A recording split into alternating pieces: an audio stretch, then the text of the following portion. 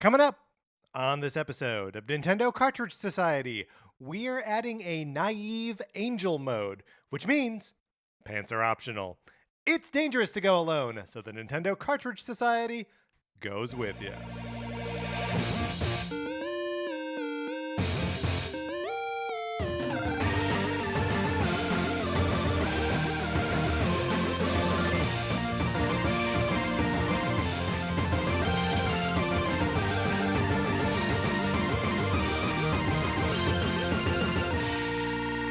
Welcome to Nintendo Cartridge Society. My name is Patrick Ellers, and I am joined, as I am always joined by my co-host, Mark Mitchell. We've got a good show for you today. We're going to be talking about the news from the week, including a release date for Bayonetta 3. And then on Thursday, we're casting famous foursomes with Nintendo characters. But Mark, in the meantime, let me tell you about something that happened to me. Yeah, please. This computer that we are recording on right now, I dropped it today. Oh, no. I was loading it into my car, into my trunk. Because if it's in the trunk, then I feel like it can't be stolen. Do you know what I mean? Yeah, totally. I was carrying it in this laptop bag that I always carry it in, and it wasn't zipped up, and it fell right out. Oh my gosh! And would have fallen directly onto the street if it were not for me just like kicking my foot out to like catch it with my foot. And then it falls to the street. But it appears to be fine. Wow. I mean, we'll know later if this episode sounds terrible. You know, looking at the laptop case, looking at you, I never would have guessed. Well, this was hours and hours ago. So if anything happened to me psychologically, physically, like I have healed in the meantime. It did hurt my foot a little bit. I haven't examined the foot. But yeah, the computer appears to be fine.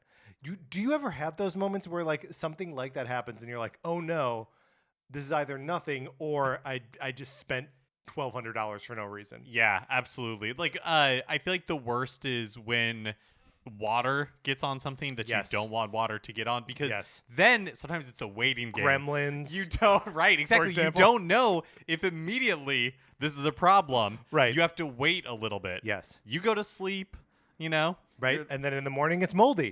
Or there are more of them. Yep. As is the case with Gremlins. My copy of Sonic Forces for the Nintendo Switch.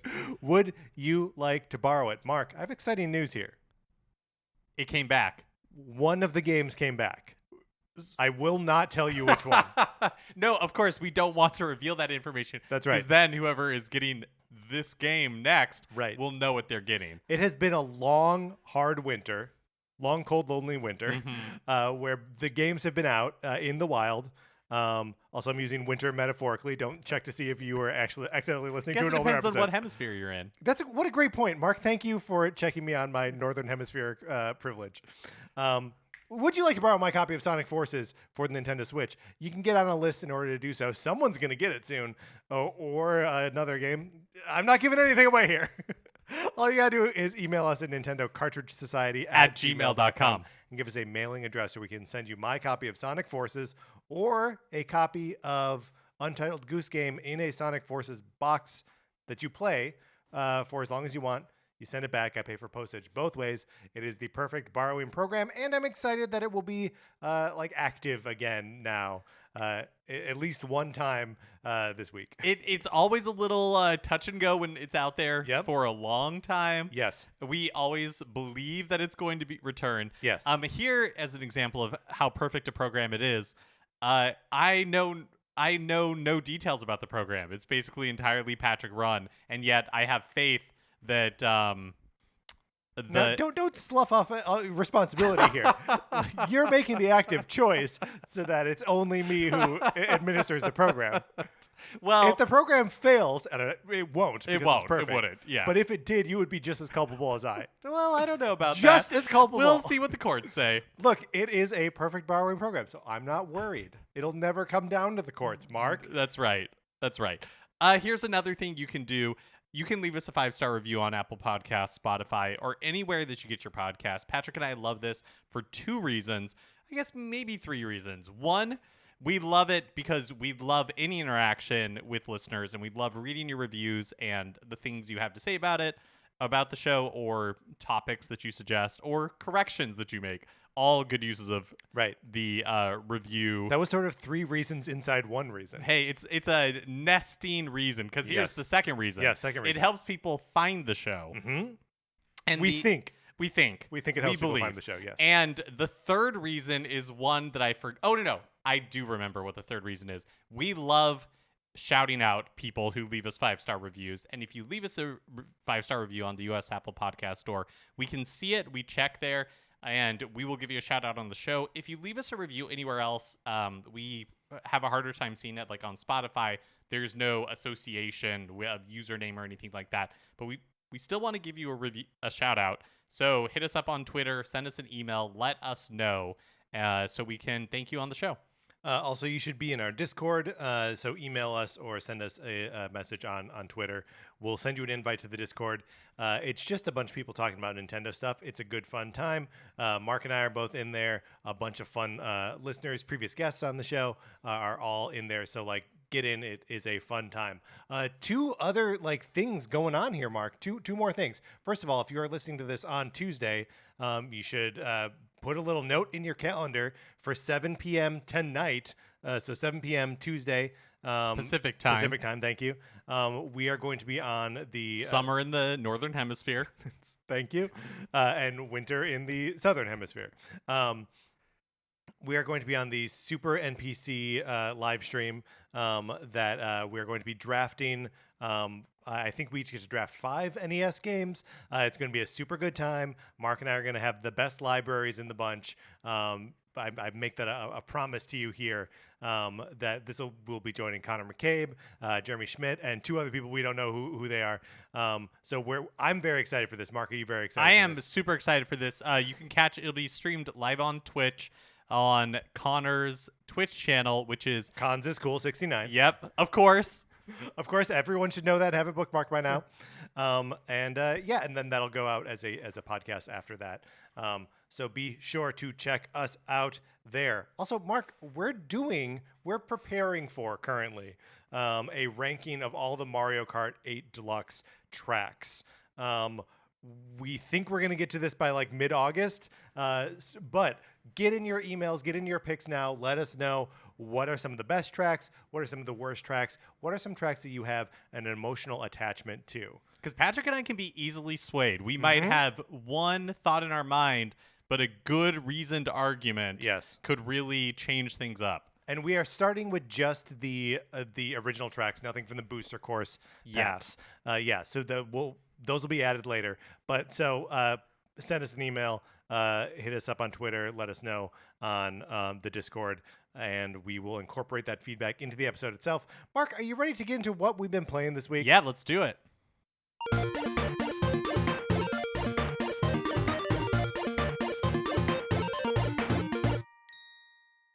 Mark, we've got a little cross-pollination back to the previous week now, because I have played ElecHead, and now we are free to talk about our experiences with ElecHead. Oh, great. I'm so excited because I really enjoyed this game. Patrick, how did you like it? What were your thoughts on it? Yeah, I enjoyed it a lot.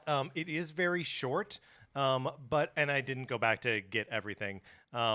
But I found that when I was in a room where I couldn't immediately intuit the solution to the puzzle, I was like, this is stupid. I hate it. And then 30 seconds later, I was like, okay, I get it. All right, this is pretty fun. But I kept having that virtuous cycle over and over again. Is it a spoiler here to talk about how the game ends? Well, sure. So spoiler alert for the end of ElecHead. Right. So you spend the whole game going up in levels. If you start at area 1, 2, 3, 4, 5, 6, and there's virtually no text in the game, right? So as you're in the 6th area, you're at the end of the game, and you reach a final room where you jump on the platform to trigger the screen behind it, and it just reveals a little turd to you, which the game does from time to time, where it's just meh. So that's kind of that you're stuck or you need to go back or whatever. Right. And it also dumps you into a room. Maybe I don't have the sequencing on this totally right, but into a room where it shows you 3 stills from earlier in the game. It is directing you back into the game so you can find an alternate path out of those areas, with your new abilities that you've gotten in the meantime since you were there initially. And that's how you get to like the true end of the game. Or I don't know if it's are there multiple endings? There's 2 endings to it. And so you can like follow those paths back, and unlock like 2 final endings for the game. Well, so there's, I guess, what ending? I'm assuming the ending you got is where I blew up the Earth. Okay, The Earth you blew up the Earth. Yeah. Okay. And spoiler. yeah. So, because the kind of like premise of ElecHead is you're this little electronic dude. You're a little battery man. And like the power has gone out on the Earth. Yeah. And you're kind of like turning on all these switches and everything. Okay, so. And there's like a kind of cool, like, it's a gameplay thing that happens where like, as you solve one of the early puzzles, you can see that you're lighting up a city, which is kind of cool. Mm-hmm. So that's one ending where you blow up the Earth. Yeah. And so you're like, oh, the other ending must be like good. And it's not. You just blow yourself up. And so like you blow up like the station that you're on. Sure. And I really liked that because I feel like we're in games. So when I can't remember which ending I got first, but I got like one of the endings and then went back to get the other one. And I had such this expectation that there was like, oh, I must have gotten the bad ending. Right. Because, like I blew up the Earth. So there must be a good ending where I like light up the city and everything is fine. But no, that is not the case. Either you blow up or the Earth blows up. And so you blowing up is actually the good ending. I guess. What do you mean you guess? You save the planet. From what? There's no power. Are you the only are you the only source of power in the universe? I mean, that seems to be the implication, right? Wow, yeah, I guess so. Anyways, I liked it a lot. Yeah, I thought it was very fun. I liked that as you go through the game you collect different like color schemes, because the game is really like it's almost like Game Boy esque in its limited color palette, that there's like the background color and then like 2 different colors, like high contrast colors, and then just like white gradients of those. And so like when something is electrified or not, and that's really it. Other than that, it has like no reason to like give you other color information. So it's neat that like you can do like an orange or a purple and green one, or just like the straight black and white. It was all very cool to me. Yeah, I just really liked like the simplicity. You do get a few additional moves throughout the game, but for the most part it's like it's really straightforward. It's really straightforward. And so the fun of the puzzle solving is like, okay, I know my limited tool set, right? And how do I solve this scenario with the very limited tool set that I have, knowing that a solution is possible. Yeah, and it's funny how frequently it's like, okay, do I just need to do what I think I need to do faster, or am I an idiot and I should be doing something else? Exactly, and am I like totally overthinking this, or like the solution is super obvious? Do you know a similar thing? I'm playing Portal, and yes, I do want to talk about Portal, but I just wanted to like add one thing about is that the moveset is so like simple that like while I was playing, Sarah sat down on the couch next to me, and this is not to imply that she's bad at games or anything like that. She just wasn't playing it and had no experience with it.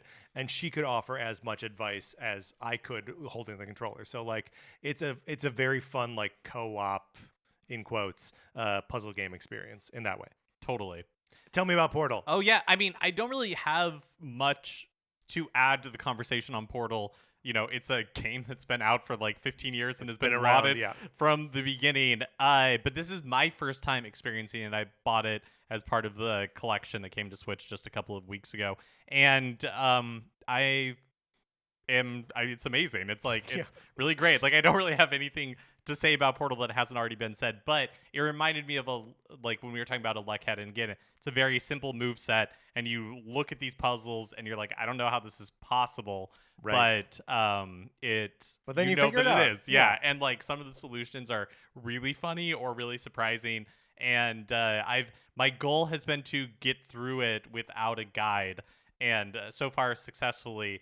And it's just, there are times where you have like such a great aha moment where you're like, oh, that's how I resolve this. Or I actually didn't realize that the physics worked this way. But when you figure it out, it's just a lot of fun. Yeah, Portal is one of those games. I think using a guide for just about anything is fair game. But for Portal, it's like, when you know the solution, that's sort of it. Like the gameplay part of it is over. And so yeah, for Portal, I'm always like, yeah, don't like muscle your way through it. Like the frustration is part of it. But yeah, I'm glad you are having a good time with it. Let's see. I played more Tetris 99 this weekend. Sarah and I continue to be obsessed with it. On the subject of, I've just been playing puzzle games. What's going on here? Pokemon Puzzle League. I was playing on the Nintendo 64, Nintendo Switch Online service with my Nintendo 64 controller, which is of course the only way to play Nintendo 64 games, as far as I'm concerned. Pokemon Puzzle League is basically paneled upon, but with a coat of Pokemon paint over it. And it is the most explicitly connected to the Pokemon anime of any game I think I've ever played. Because like you are playing as Ash. And like Ash's Pikachu is in the game. It's a Nintendo 64 game, but it's full of voice acting. Oh. Which I was not expecting. It's all like the actors from the anime. And like he fights the characters from the anime, which I know some of those are also characters from the original Pokemon games.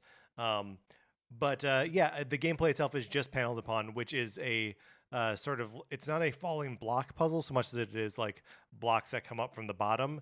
And the only thing that you can do is you can switch the position of two adjacent blocks, and they have to be left and right to each other. They can't be one on top of the other. And you're just trying to match up three things. And when you do that, they disappear and makes the blocks on top of them fall down. You try to make combos to send damage over to your opponent who is doing the same thing, and you try to fill up their board before they fill up your board.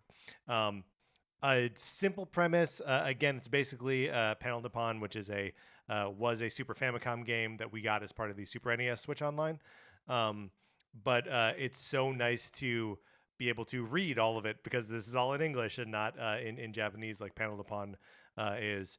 And the Pokemon trappings on it are like fun, and it's funny that like when you're battling another trainer, it keeps making the noise of that their Pokemon makes, like as it's attacking you. So it's just very funny to hear like those little voice samples over and over again. I love it. Puzzle League is great. I wish I had played it back in the 90s. It's amazing. Yeah, that sounds cute. That sounds fun. It's really, really fun. Yeah, I was inspired from last week's episode that we did on ranking the Robot Masters from the first 3 Mega Man games. And so in that episode, I talked about I have never really played a lot of Mega Man. I've always found them super challenging and like not all that rewarding to play. And so I've never gone all the way through. But after our discussion, and with the release of Mega Man Wily Wars on the Sega Genesis Online that includes 16-bit remakes of the first 3 games, I decided to go ahead and jump in and just give like Mega Man 3 a try. You know, it has the rewind feature and like all that kind of stuff. And I used a guide. Good. And I beat it. Wow. I had a lot of fun. I don't think I want to play another Mega Man game for a while. Yeah. But it was fun. I had a good time. That's great. Did it change your opinion of any of the robot bosses? No, it didn't, which was funny. Just reinforced our list. It is kind of amazing how powerful. Let's not give away any of the... Yeah, that's right. That's right. Yeah. But other than we can say Hardman, bottom. Bottom of the list, Hardman. But yeah, I liked it a lot. Oh man, did that rewind feature come in handy? I'm sure. Like that made it so much more enjoyable to, instead of having to restart, like I would hit spikes and just be like, great, no, I'm just gonna like try it again. Because the jump is the jump physics are interesting because it's not like Mario where you jump and push over kind of at the same time to get him to go, and you can adjust. It was more like you jump and then you push over, like they were 2 separate button interactions. Interesting. I don't know if that rings true to me. The thing that does ring true to me is that like Mega Man doesn't believe in momentum. Like he can get the same jump from a standstill as from a running start, which does feel strange, especially compared to like a Mario jump. But yeah, there's also like something where you just got to like learn that jump. I think it's just very specific. It also, playing this version of the game ruined me a little bit for when I also played the Klanoa Phantasy Reverie series demo, yes, which is a the full version was just released last week, or 2 weeks ago. But there's also a demo out. This is a remake of PlayStation 1 and PlayStation 2, like 2.5D platformer type thing, which I had never played before, but it kind of heard good things, so I picked it up. But playing the Wily Wars ruined me because you use the start button so much in that to like select menu options. Oh, sure. And so when I went into Klanoa, I kept hitting like the plus button in the on the Switch. I kept hitting the plus button to accept, but the plus button kept taking me to the eShop because that's what the plus button does in the Klanoa. And so I was like, why do I keep going to the eShop? Oh, because it's the demo. Exactly. Well, no, because right, exactly. And you know, in most games nowadays, you just use A to select everything. Right. But in the Mega Man Wily Wars, you don't. You use start, and so it was just like super confusing. So I'm a little bit confused because when, at least in the original Mega Man, because Wily Wars is Mega Man 1, Mega Man 2, Mega Man 3. I played Mega Man 1 in the Wily Wars and pushing the A button, and again, this is me using the Sega Genesis controller. Pressing the A button brought up the menu. Well, so I don't know where the A button is mapped to on the Pro controller. So do you mean the menu like the weapon select, like that sort of thing? That's why. Oh, okay. Yeah, that's why. I'm talking Which about is probably A on the Genesis controller. But I had to press Y to bring up the menu, but then to actually select an item, I had to press the plus button, as in start. Weird. So I wonder if you just had to press the start button on the Genesis controller? Yeah, I have no idea. We're not getting to the bottom of this right now. No, we're not. But anyways, how's Klanoa? So there's 2 different games is part of this collection. Klanoa 1 and Klanoa 2. I haven't played either of them. In the demo, you can play the first 2 levels of the first Klanoa game and then the first level of the second Klanoa game. And I did not enjoy the first Klanoa game at all. The platform is interesting. So you have this you're like a cat with big ears that help you hover, but you can, to like double jump, you like grab enemies and then you jump with the enemy. So that's one jump, and then you press B, and that gives you like a second jump. So it was like an interesting, and you can use the enemies to like throw. It felt a little Yoshi-ish, where you can like use the enemies to like throw things at these eggs that break open, like all this kind of stuff. The first game I did not really enjoy that much, but this first level of the second game I actually thought was pretty fun. I don't know that I'll go back and play it. Or that I'll actually end up buying it, but I still have it wish listed in case it like drops to like $10 or something. Do you know what the price is on it now? I don't know off the top of my head. Maybe $30. Okay. And then finally, I have to do a little. Gotta come clean. I have to do a little bit of a debug from last week. So last week I was like, wow, isn't it cool that now, you know, when there's a free trial for Nintendo Switch Online subscribers, they just it just shows up on your Switch and says, hey, you know, this is live for 7 days or whatever, and you can download it. Because that's what happened with Mario plus Rabbids Kingdom Battle on my Switch. But then it did not happen with the current free trial that's happening in North America for MLB The Show 22. And so I think the reason it showed up, or Kingdom Battle showed up on my Switch, is because I already owned the game. And I see. So I didn't have it downloaded, but I owned it. Right. So it knew that you could just activate it right away. They should be like putting that icon, even if it's not downloading it. I mean, it shouldn't download without. Right. But I agree. I think it made sense. And I would have been more aware that MLB The Show 22 was the Nintendo Switch Online trial right now. Which, again, another thing that still seems crazy to me, that MLB The Show 22 is on Switch. Yeah. And now is part of the free game trial. Like, what's going on? Sony developed. Matt Acevedo, tell us if we should play that or not. All right, Mark. That's what we've been playing this week. Let's get into the new releases and what we might be playing next week.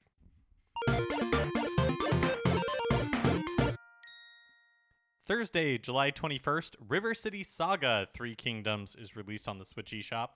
This is hilarious. This is a River City style game, but is like set in ancient Japan, and it almost looks like the modern River City games have almost the HD 2D aesthetic, because they dare not move the characters away from those like NES sprites of River City Ransom.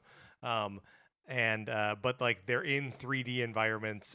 There's 4-player co-op. It looks kind of cool. Like I may have Ninja Turtle Shredder's Revenge on the brain, but like a 4-player beat 'em up that we could play non-locally, like sounds kind of cool to me, Mark. And then on Friday, July 22nd, Live Alive is released, which I'm very excited about. This is a game that was previously exclusive only to Japan, but this year they announced a HD 2D remake that is being released worldwide. It's a well-regarded game in Japan that I think did not sell very well when it was first released, but has garnered quite a following.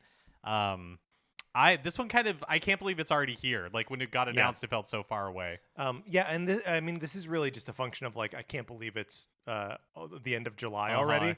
But yeah, I'm super excited about this. It got a big pop from me when it was revealed at the Nintendo Direct in February.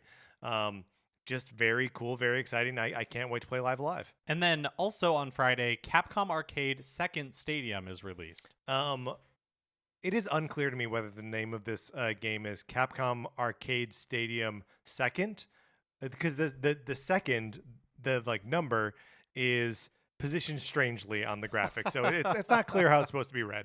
But just like the original Capcom Arcade Stadium, it is a collection of classic Capcom arcade machines or games that with like virtual cabinets within the game. That you sort of can buy piecemeal or buy them all at once. So like if you're only interested in a couple of the games in the collection, you can buy those one by one. This one caught my eye because it has it's got some of the Darkstalkers games in there, a couple of street entries in the Street Fighter. It's got the original Street Fighter, some Street Fighter 2s, some Street Fighter Alphas in there as well, which I think is cool. But it also has Mega Man Power Battle in it. Mega Man Power Battle is like the merging of a Mega Man game and a Street Fighter game. So you can control Mega Man, Proto Man, or Bass, like these 3 protagonist characters. You can do 2 players so that your players are controlling 2 of them. And then you go up against just the bosses from the like 8 Mega Man games that were out at the time that this game was released in arcades. And instead of there being like a whole level in front of them, it's just like a one-on-one fight against Gutsman or I don't know all the bosses that are in the game because it takes a nice sampling from like almost a dozen of these games, and it's been part of some Mega Man collections before, but not in a very long time, and it's also was never just like released on its own on consoles. So this is very exciting and very cool, and is something I might pick up because I can pick it up piecemeal. Yeah, that's what I was wondering. Yeah. Isn't that how the first game worked? Like totally. Yes. Is there like a base that you have to buy, and then Yes. there are other games that are piecemeal? So there's a base that you have to buy, and that comes with one game. And then you can either buy everything that comes with it, or just whichever games you are interested in. That is cool. And I've not really looked into whether I don't think there's anything really worthwhile in the first collection, but the second collection gets like starts. I mean, Street Fighter, the original Street Fighter is like 88 or something like that. But other than that, like everything seems to be like in the 90s, which is kind of more my speed where it comes to Capcom arcade releases. So yeah, I think I'm gonna like investigate this one and really put some time into. Yeah, that Mega Man game, that sounds like a fun idea for a fighter. Yeah, I don't know why they haven't done, because Mega Man and Zero have been in a ton of fighting games. Anytime they do like a Capcom versus, one of those characters is in the game. So why not just bring about a just Mega Man fighting game? It sounds like fun. That does sound like fun. All right, Mark, those are the new releases. Let's close this segment out. Which brings us to a regular segment on our show. It is time for 433. In 1952, American composer John Cage wrote a piece called 433, wherein a performer or group of performers didn't play their instruments for 4 minutes and 33 seconds. For the purposes of this show, our instruments are talking about Nintendo. So, for the duration of one performance of 433, Mark and I will talk about something not at all Nintendo related, thus fulfilling the contract of the piece. Mark, I felt a little bad last week after we had to talk about fighting animals. I like animals. I don't think we should be fighting animals. I still hold that recording is going to be held up as a record of our hubris when, What hubris? You thought a rat could kill you. So I've pulled up, and that was from that was based on a survey, like a YouGov survey, yeah, that's right? So I have pulled up a list of the 5 cutest pets on monkeybeach.co.uk. Also from the Brits. So yes, this is right. Important. I have a second list of cutest pets that I don't know which one of these I trust, but one of them is British and the other is American. So Mark, can you name? This is gonna be a little game here. Okay, We're gonna do it Family Feud style. Mm-hmm. You have up to 3 strikes, and what percentage do they need to get? There is no threshold, right? I don't think so. Okay. So the top 5 cutest pets, according to monkeybeach.co.uk. Mark, go ahead. Okay, so I'm assuming that dogs are. It's all like grouped together. That we're not talking like specific breeds. Is that accurate? That's right. Okay, so I'm gonna say dogs. Dogs is number 5. Oh boy, I'm in on trouble. the list. Yeah. Okay, all right. Then cat. And the percentages aren't actually broken down here in a way that help us like score this at all. Okay. So I'm gonna cats. Cat number 1. Oh wow. Okay. Cutest okay. pet. So which I am also like spoiler here. Cats are number 1 on the American list as well. Okay. Is that a surprise to you? It's not because of the internet. Right. Like, right. So I previously, to the past like 6 months, would have told you that I am staunchly a dog person. But in the past 6 months, the algorithms have been serving my husband and I cute cat videos, and that's all we send to each other all day long. Right. Back and forth. So now we enjoy both. This is where it gets tricky. Right. Cats and dogs are out of the way. There's 3 more. Right. You need number 2, number 3, and number 4. And I have to remember that this is not my own personal taste. Right. Yeah. Okay. I am going to guess rabbit or bunny. Rabbit comes in at number 3. Wow, over dogs. Over dogs. Yeah, yes. that's amazing. Yeah. Because rabbits can't control when they go to the bathroom. They can't control it? I don't think so. Or they just refuse. I think yeah. Well, actually, I don't know. That's a good point. Okay, so you've got gaps to fill in here between cat and rabbit and between rabbit and dog. Yeah, this is throwing me. Cutest pets. Yep. Guinea pig? No. I take that back. Before I make that face and like breathe in sharply, I don't think. Well, maybe you just had a sharp pain. Okay, fine. I meant to say hamster. Hamster is on the list. Okay. Number 4. Oh, interesting. So number 2. You are still missing the second cutest pet. Oh, brother. Can I tell you I vehemently disagree? Okay. Number 2. Is it a bird? It is not a bird. Okay. One more strike and then I will reveal the answer. Okay. Is it a rat? No. You struck out. It's a ferret. Interesting. Monkeybeach.co.uk claims that a ferret is the second cutest pet. They provide a picture as an example, but I'm not going to waste your time with it because it is not that cute. The American list, number 1 is cat. We already talked about. Number 2 is dog, which I think appropriately ranked. Yes. Number 3 is rabbit. So like we're swimming in the same waters here. Number 4, though, we have a departure. And this may be like the American influence versus the... Is it a bald eagle? A wild turkey? It's a horse. Oh, a horse. Yes, of course. Is it a bald eagle? Well. Number 5 is hamster, which appeared on the other list. And then this is when we get into like true pet esoterica. Number 6, fish. Yeah, no. Fish aren't cute. But I think you do run into a problem though, because like you cat just and dog, yeah. obvious. Yeah. But after that, I'm kind of at like. I guess we'll never know. All right, we were accompanied today by pianist Kyle Shaw. All right, Mark, let's get into the news.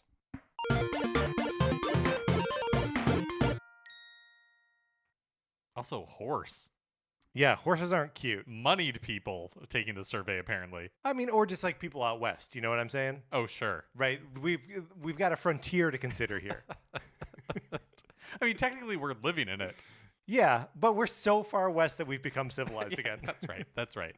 Great point. Excellent point. Last week, I regret my use of the word civilized. no, in it's that on the context. record now.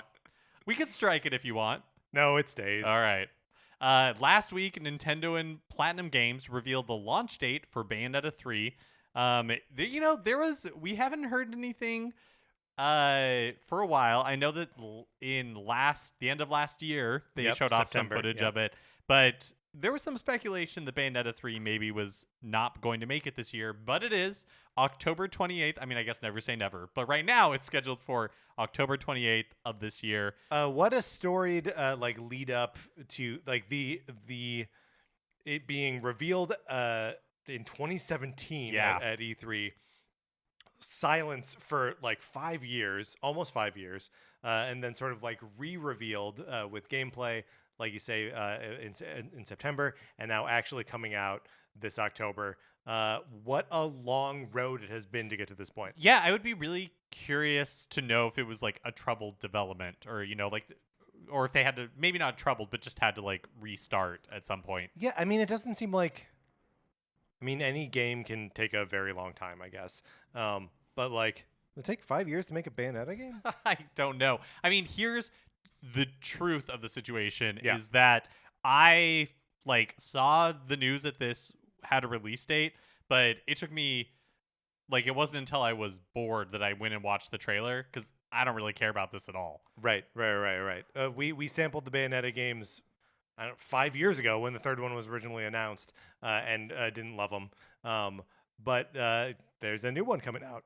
And with the release date also featured a trailer that gave a little bit more information about the game. That's right. So the game features a new witch named Viola.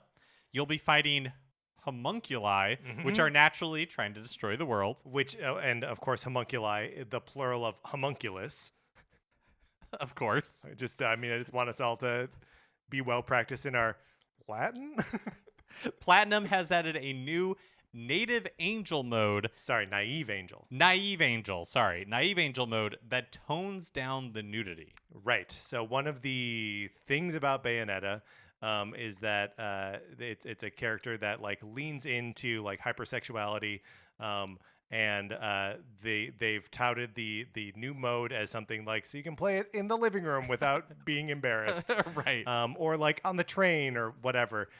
There was a time where I was reading Green Lantern comics when I lived in Chicago, and I would take the train to and from my office every day, and reading Green Lantern, and it was fine. And then I would get to an issue where the Red Lanterns are featured heavily, and there's this character named Bleeze, who is wearing a skimpy one-piece bathing suit, and it's a total cheesecake thing. And I was just too embarrassed to read those comics on the train. So if there was something like that, like a naive angel that would make it so I could acceptably read this thing on the train, I would have been happy. I thought even from that first re-reveal that we got September of last year, it seemed and of course, that was for an all audiences show, but Bayonetta felt different to me. And I don't know if that's a weird thing to say, and in a positive way. You've changed, Bayonetta. Yeah, I don't really know how to describe it. She's found herself. Well, they were also leaning into the sort of tease of the sort of kaiju-esque that's true. transformations, which wasn't part of the series before. So I do think that there is something, we've got this new character, and it seems like the scope of the game is definitely bigger than it was in the first two. But I think this... and I saw a lot of kind of snarky stuff about the naive angel, if you can't stomach playing whatever. I totally relate to being embarrassed playing something that's too cheesecakey, too beefcakey, whatever, and just wanting an option to tone it down if other people are going to be watching me and judging me. But I wonder if that also means that they get to go a little bit more extreme in the non-naive angel mode. the well-traveled angel mode, the grizzled angel mode. Sounds like a Kid Icarus game setting. Yeah, the angel who has worked at like a truck stop cafe for 40 years. Yes, that's right. If they can go a little bit harder on that and like really lean into the sort of ribald sexuality of Bayonetta. Yeah, this is one that I'm happy to just kind of like observe the reaction to it from a distance, but I will be interested to see what it's like when it comes out. Also, they're releasing something called the Trinity Masquerade Collector's Edition, which includes a 200-page art book and 3 alternate game covers, one for each title in the series, that form a triptych panoramic image.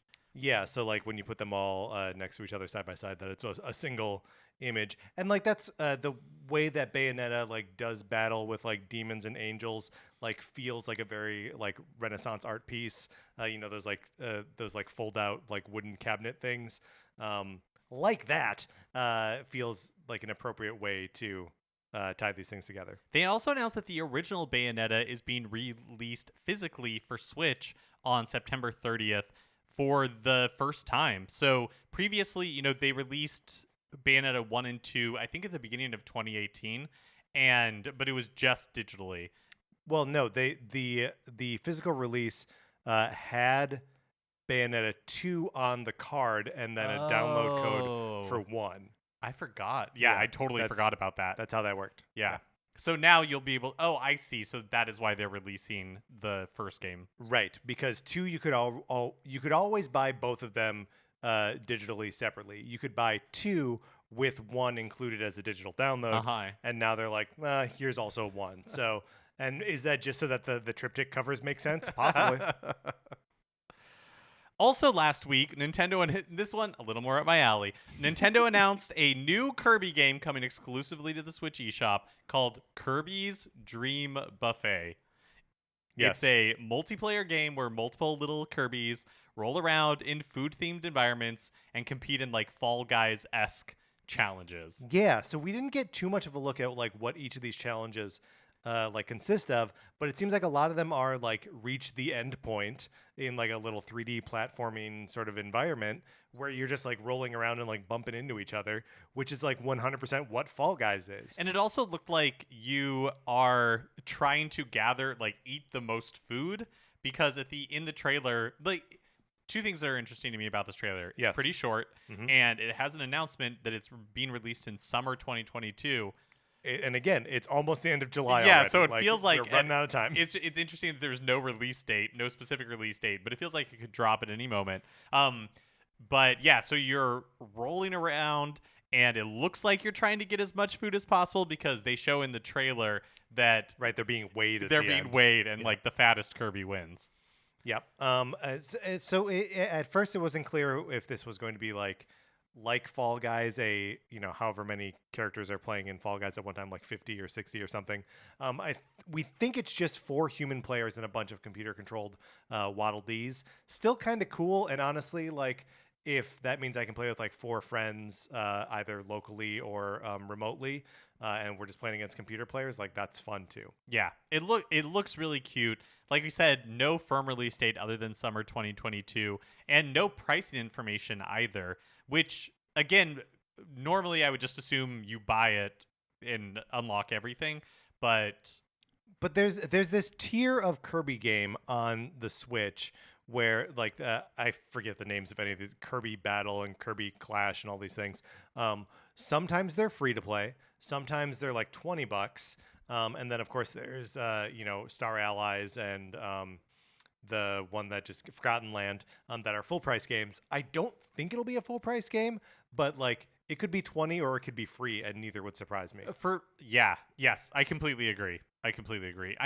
But whatever it is, I am interested in checking it out when it releases. Yeah, as am I. I think this would be a fun one to just like jump in and like screw around with for a while. Last Thursday, Nintendo also announced plans to purchase a company called Dynamo Pictures. It's a Japanese company that makes, quote, visual content. I love this. I love the insistence on the phrase visual content. It's in Nintendo's press releases on the subject, and is like part of what Nintendo wants to move into is visual content. And primarily, Dynamo Pictures is a CG animation studio with experience in performance capture, VR. They've done work in film, TV, and video games because they've also done cutscenes for games like Metroid Other M. And they made the Pikmin shorts that That's Miyamoto right. directed. I forgot Yep. about those. So the plan from Nintendo's press release says that they are going to make, like Patrick said, visual content with Nintendo IP. But that leaves open a lot of questions Yeah. because this Mario animated movie is coming out next year that is made in partnership with Illumination. And the CEO of Illumination Entertainment, Chris Meledandri, is on the Nintendo board now. Right. So it feels either Chris, and has only been for like 18 months at this point. Right. So it feels really unlikely to me that Nintendo is purchasing Dynamo Pictures with the intention of using them to create like TV shows and movies, because that would directly compete with Illumination Entertainment, which it doesn't make sense that Chris Meledandri would be on the board and making decisions that would compete directly with his company. Also, I think we need to look at the like scope of Dynamo Pictures, that they are doing work for TV shows and movies and stuff. They're not releasing their own. You know what I mean? That's true. They're not like a full like production house. Right. And saying they did the cutscenes for Metroid Other M may not instill a lot of confidence, because the story in that game was one of many things that were wrong with it.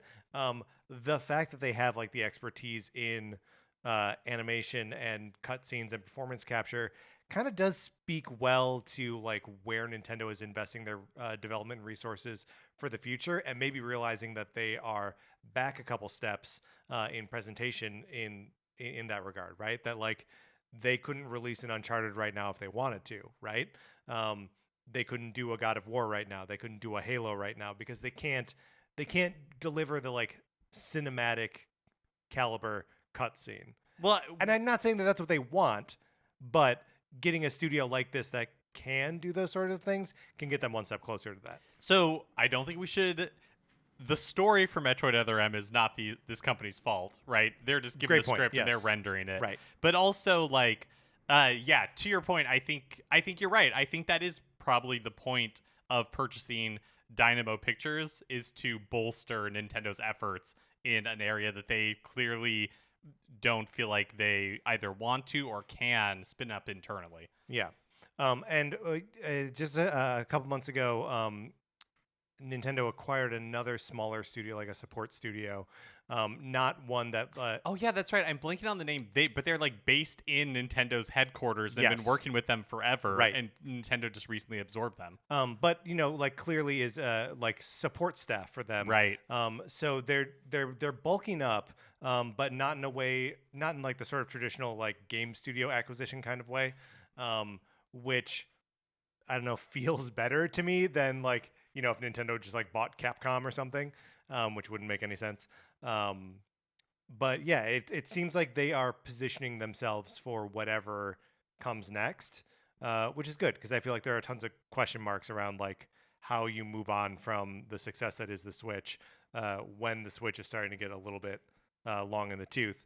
Can they do that with more software? Like what is it? What do the next 10 years of Nintendo look like? And I think this Dynamo Pictures, I think that gives us a little peek into it. So the deal closes. Oh, sorry. Before we get into that last point, do you think the fact that like VR is something that Dynamo Pictures has experience in is relevant at all? I don't know. I mean, that's a great question. Nintendo's not going to release like a headset, right? Like if they do something with VR, I think it's more likely that they would do something with augmented reality, which they already do with Pikmin Bloom, right? And obviously Pokemon Go, and did with the 3DS. So there are a lot of examples of it. I think that's where they would go next, and not into the sort of like isolated, put you in a headset. I also think they're just too far behind on the technology. Yeah.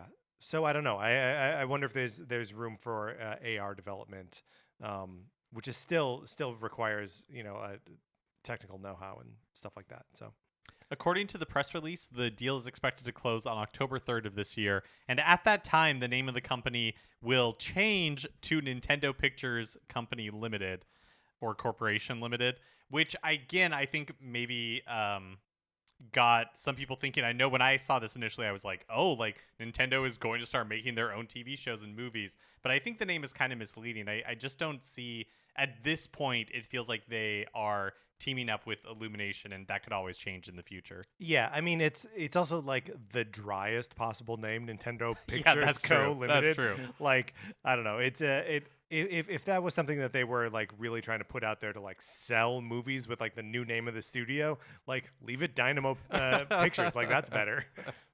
The Pokemon Company International has an open position for an archivist to join the team. They'll be responsible for the establishment and development of an internal Pokemon Company International archive and museum. So which one of us gets this job? How do we decide? I think we're both too bad at we're Pokemon. both like so awful. Yeah. That we would absolutely fail. But maybe if we do that like trench coat stacked on top of each other type thing, we might be able to bring each other down. I think we encourage Pokemon ignorance in each other.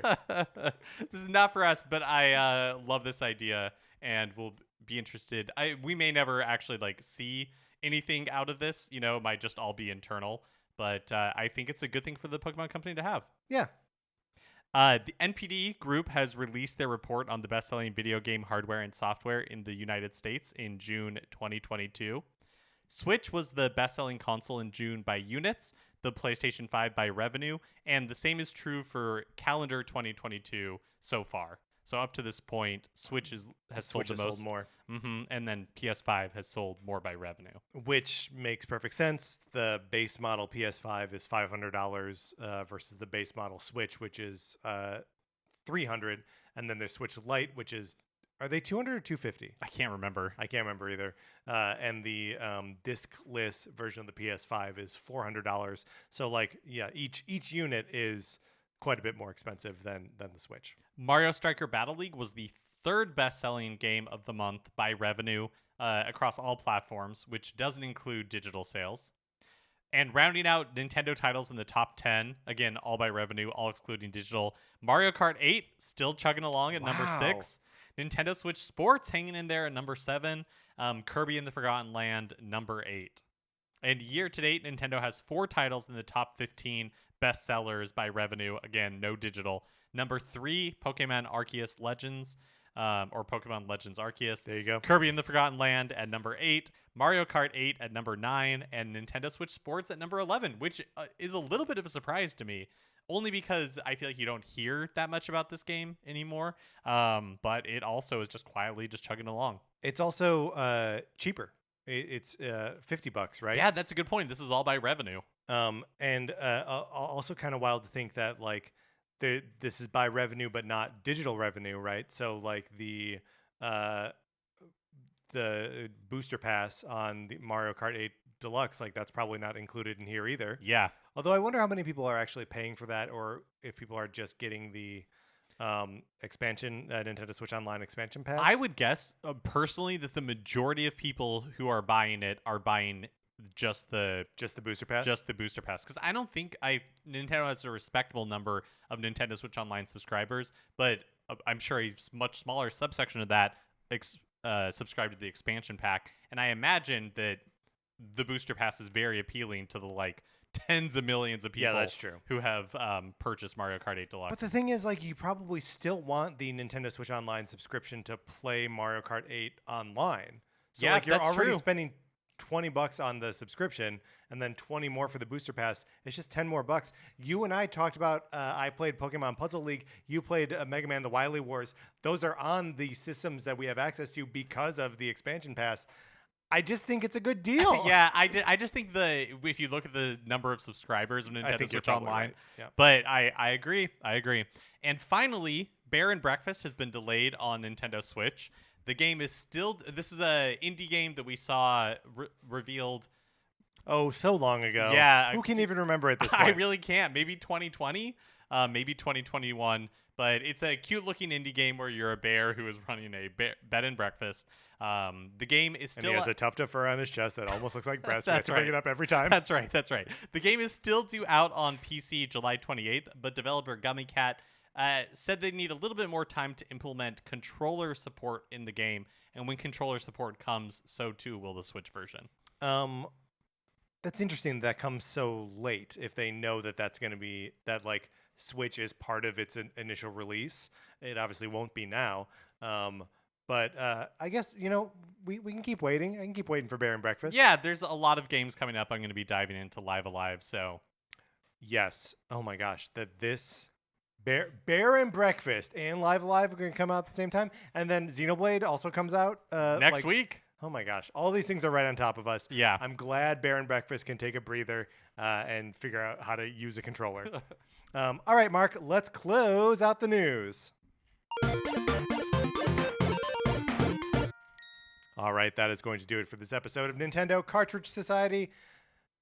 Remember, if you're listening to this on Tuesday, you should check out Kansas Cool 69 on Twitch and watch us draft NES games. I think it is going to be a fun time.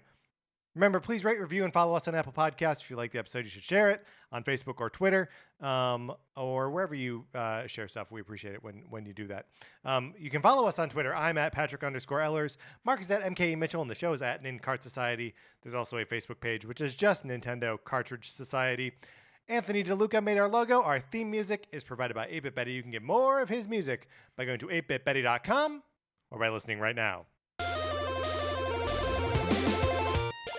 For my co-host, Mark Mitchell, this is Patrick Eller saying thank you for listening.